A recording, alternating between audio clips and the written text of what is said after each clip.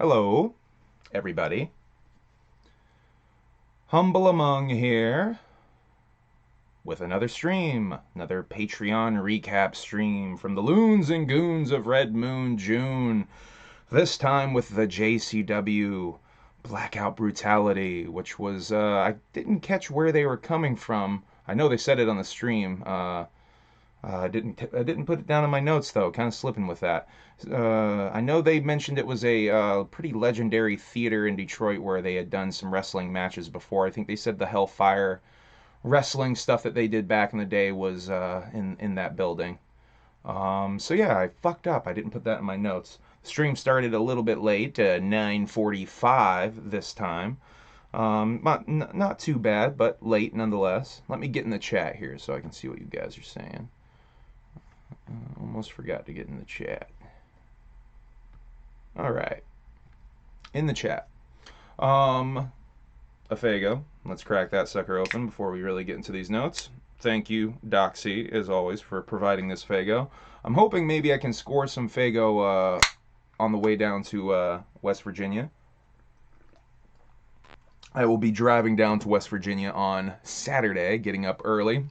Trying to get down there as early as possible, about an 8-hour drive from me up in Vermont. So not too bad, but going to take me a second to get down there, and I want to get down there early. I want to see what's going on down there. I think some ninjas, some jugs will be camping out there. Someone said there was a campsite right there on. I think they posted a screenshot of the venue's website, and there's some camping available. So I think some motherfuckers are going to kind of do a mini gathering type of thing out there.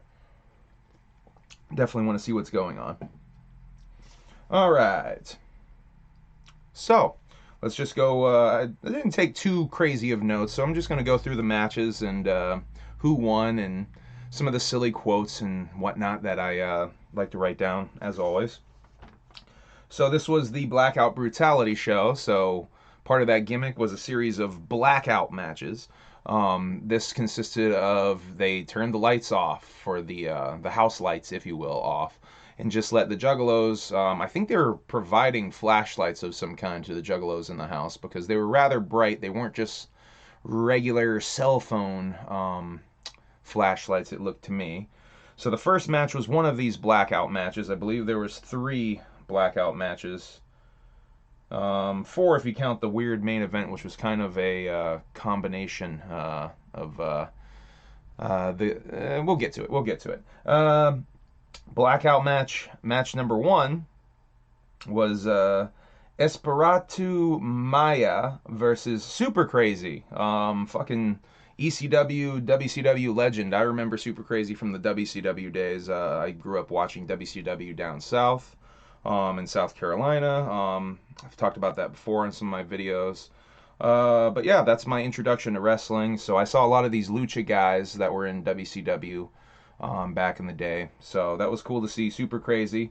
It was both of these fellas, both of these dudes, JCW debut, if you will. So that was cool. Super Crazy won via a roll-up pin. Real quick match. A lot of these matches were rather quick. There's 8 matches overall, so it's only a 2.5-hour show. That's quite a bit to fit in.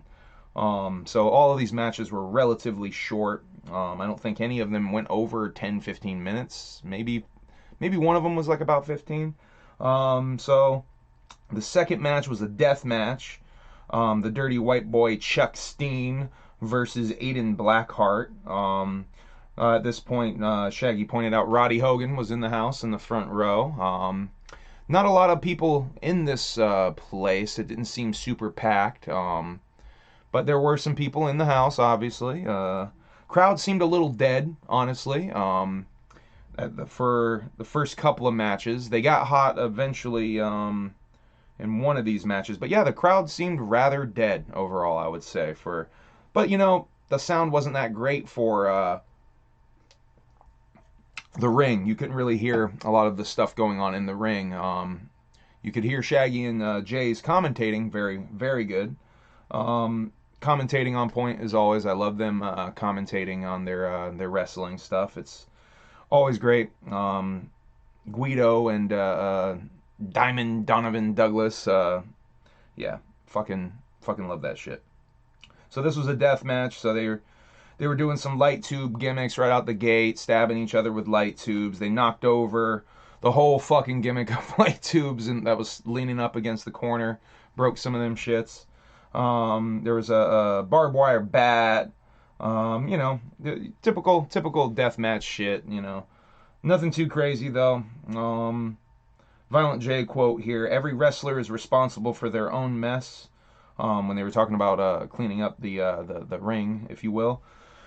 The winner of this match gets an extra $10. That's another Violent J quote that I found really fucking funny. Aiden Blackheart won this one via frog splash into the pin. Okay match. Nothing, you know, nothing too great, nothing too bad. Whatever. It was just, you know, death match wrestling. Then they did a quick commercial break gimmick, showed some music videos, and then it was match number 3.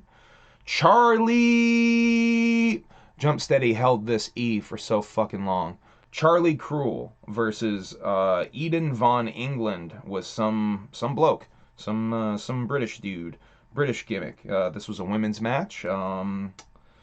Yeah, pretty. It was okay, pretty good match. They have a little. You can tell they're new. Charlie Cruel is definitely new. She's got an interesting gimmick. But you know, decent enough, not too bad. Shaggy 2 Dope with a quote: "Traditional crumpet wrestler versus crazy broad," and describing this match, which is pretty fucking accurate. Jay wants to come out of retirement to wrestle Charlie Cruel in a baby oil match, he said. Shaggy 2 Dope with the quick response, shades of Andy Kaufman. Shouts the fuck out to Shaggy 2 Dope for that, man. Huge Andy Kaufman mark over here. He's like one of my biggest influences in life and art and everything, man. If you don't know about Andy Kaufman, YouTube some fucking Andy Kaufman shit. Don't just watch the Jim Carrey movie. YouTube like the real shit of him on these talk shows doing his shit. He's so fucking awesome. The wrestling stuff is only a very small part of what Andy did. Andy fucking Kaufman, check him out. Shouts out to fucking Shaggy 2 Dope for the Andy Kaufman reference. That was much appreciated by me. I love that shit. Shaggy keeps calling Jeff the Ref, Ref the Jeff. This has been going on this entire month of streams. Possibly these all of these streams he's been calling Jeff the Ref, Ref the Jeff. Maybe this is an ongoing joke. I haven't seen a bunch of JCW stuff, so I don't know if Jeff the Ref gets called Ref the Jeff a lot. But that's really funny. I like Ref the Jeff. Shouts out to Ref the Jeff. Let's see. There's a Pop-Tart spot in this match, which was odd. And then it went into a submission maneuver, and Charlie Cruel got Eden Von England to tap via this strange submission. It was sort of like a weird inverted surfboard type of headlock, but she was on her stomach. It was really weird move. I would call it like a surfboard, inverted surfboard. I don't know. But yeah, Charlie Cruel with the win. She has a cool gimmick. Very rusty though. So, but you know, she'll knock some of that rust off with experience. Especially in a fucking baby oil match with the legend Violent J coming out of retirement. I mean, goddamn, let's book that for the gathering, right, folks? Who wants to see that? At fucking 3 in the morning, a oiled up Violent J. I think that would be fucking fresh. All right, so match number 4, another Blackout match. The Weed Man versus Officer Rod Street with Detective Mike Honcho. I guess Rod Street used to be tag partners with Officer Colt Cabana. Shouts out to Colt Cabana onto much bigger and better things than wrestling at JCW, but wouldn't it be fucking dope if Colt came back for some JCW action at the gathering? I think that would be fucking dope. Colt's obviously down. I think Jay was just talking on one of these things about having a conversation with Colt Cabana. I think he was. So that would be dope if they actually got Colt to come down. Even if Colt did the fucking comedy tent, man. That'd be fucking dope. Shouts out to Colt Cabana. Charlie Brown's Excellent Adventures in the chat. What's up, fam? Whoop whoop. Charlie Brown's Excellent Adventures is in the house. I literally just said that. Um, what's up, Charlie Brown's Excellent Adventures? Yeah, I fuck with Charlie Brown. Charlie Brown's dope. Good grief, indeed. Um, so yeah, we got the Weed Man, Officer Rod Street, Blackout match. So the lights go out again. You know, Jug's got the lights. This was it was an okay match. Crowd got into it though because of I think the good old Weed Man is a Juggalo favorite, a JCW favorite. Comes out with the joint and is smoking with everybody. Immediately gives the joint to DJ Clay, who was spinning the entrance music there. So and he's giving it to people in the crowd and the handing they're smoking weed. So he's very babyface. And then we got a fucking cop coming out, a fucking pig coming out, and pretty classic Juggalo heel, if you will. So yeah, the fucking crowd finally lit up for this match. They definitely were into it. I could finally hear them. So that was dope. This ended via submission, crippler crossface submission from the Weed Man. Got Mike Honcho in it too, apparently. Some light Chris Benoit humor. That was it was a pretty cool match. Props to that match for actually working the crowd. That was my favorite part about that match. Match number 5 was a 6-man tag. The 3 teams here. CrossFit Rob and Mr. Fitness Slim, who is anything but slim. That man had quite the gut on him. So he came out throwing donuts or some shit. He had all kinds of snack cakes because I heard them say something about... I couldn't see this because honestly the lighting was a little weird. It was like this kind of color, like pinks and greens and weird shit like that lighting. So it was kind of hard to actually see... Fago. Kind of hard to actually see the match when it was properly lit. And it wasn't a blackout match even because the lighting was all this colored lighting. But he had apparently a Twinkie in his mouth with the wrapper on it or some shit at some point. Throwing stale donuts at the jugs. Very disrespectful. And very disrespectful coming out with that name and having such a gut. Very, very disrespectful. What a heel. I think their team was actually called Trimmings the Fitness Guys. So yeah, what heels, man. Ugh. Then a team called Boys in the Hood and Juggalo favorites Mosh Pit Mike and Chewy. Shouts out to Mosh Pit Mike and Chewy.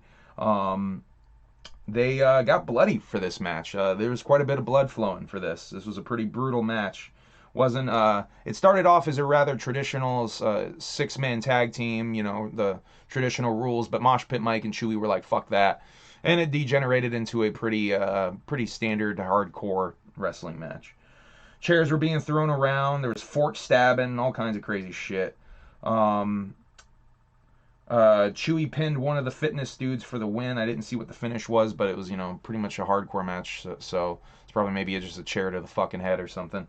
There was a spot where the chair hit one guy, then hit another. The leg hit another guy in the fucking temple. That was pretty fucking crazy. Shaggy and Jay popped pretty fucking hard for that. Then we got match 6, Brass Knuckles match with Briar Wellington versus Madman Pondo in the fucking house. Madman Pondo, a fucking wrestling legend in his own right, even outside of JCW, I would say at this point. So that was pretty fucking cool. Although I couldn't figure out why this was a Brass Knuckles match, because to my viewing, I was kind of watching these at work, so I was kind of halfway watching these, taking my notes. I don't think Brass Knucks even came into fucking effect at all during this match, so this was a little weird of a gimmick match to put on. The match really got hot when fucking Superhuman had the run-in. This was Superhuman's spot for the night. There was a fucking weird thing where there was a sledgehammer to the balls spot where there was I think there was a cinder block in between Homeboy's legs and who did it? Madman Pondo was trying to give it to the assistant, the butler guy for Briar Wellington, and I think he missed and actually hit his nuts with the fucking sledgehammer. It was really hard to tell from the angle and the lighting once again. But Shaggy fucking reacted. Shaggy walked away like I'm done. I'm done for the night. That was too fucking crazy. What are we doing here? And even Jay was reacting like, what the fuck was that? That maybe they were just selling the hell out of it and like they, whatever. But they worked me a little bit with that one. I was like, holy shit, did that dude really just get hit with the fucking sledgehammer? So that was a cool spot. I really liked the selling from particularly Shaggy Two Dope, but also Violent J. The announcers really sold that spot. That was great.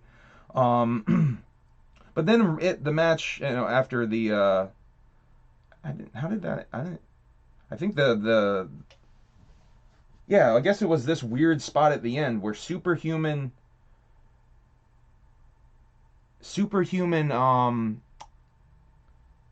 was going to go to the top rope. I think they even said on the announcing team said that Superhuman's going to the top, but he only went to the middle rope and he looked really afraid and awkward on that middle rope. And then he he kind of awkwardly did a little elbow, did his old gimmick where he takes off his shirt, for the juggaloos and juggaloots.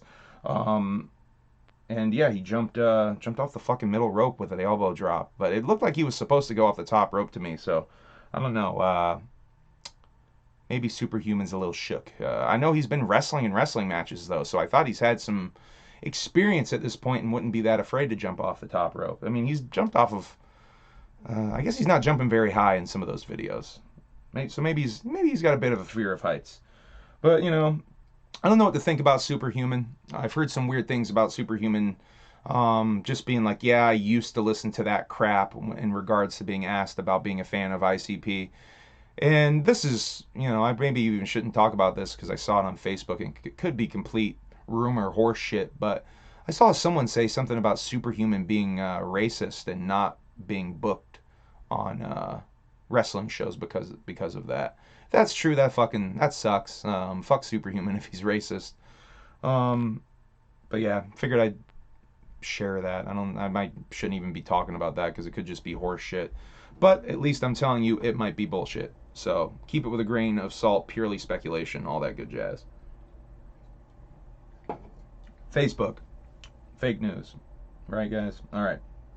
Oh yeah, there was also a staple gun to that sweaty ass towel to the forehead spot, which I'm like, ugh, that's fucking gross.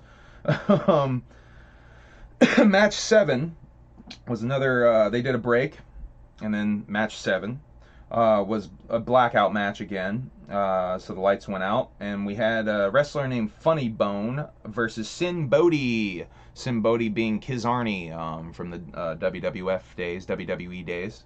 We got some in the chat who said something. Yeah, that crowd did fucking suck, Mike Concho. You're fucking right, dude. Is this Mike Concho from the wrestler Mike Concho or the fellow who was on the show there? Shouts out to you, Mike Concho. That crowd did fucking suck though. I noticed that shit. They only lit up, I think, for was it y'all's match? Yeah, it was y'all's match. So props to you, Mike Concho, for fucking. You guys actually did work that match. I think you might have had the best reaction of the fucking night. So, shouts out to you guys for actually working that crowd because that crowd was fucking dead. So it wasn't just the mic situation on the crowd. That crowd was fucking dead. Where was I? Blackout match. Funny Bone versus Sin Bodhi, aka Kizarny. Yeah, it was a pretty typical match. The craziest thing to me was there was a darts to the chest spot where I believe it was Funny Bone threw some darts to Sin Bodhi's chest, and that was pretty brutal. Referee pulled him out, and I think that was where the pin happened. Funny Bone came in for the pin. Okay, match. They both had spooky gimmicks, so that was interesting. Oh wait, that isn't the finish. I had a note here about the finish. This Funny Bone guy is basically a Finn Balor clone. He even had the same finish as Finn, the whole jumping off the top rope stomp gimmick. I forget what Finn calls that shit. They did 2 of those little gimmick, and that was the finish into the pin. Yeah. So yeah, kind of Funny Bone's just a bootleg Finn Balor or Prince Devitt, if you will.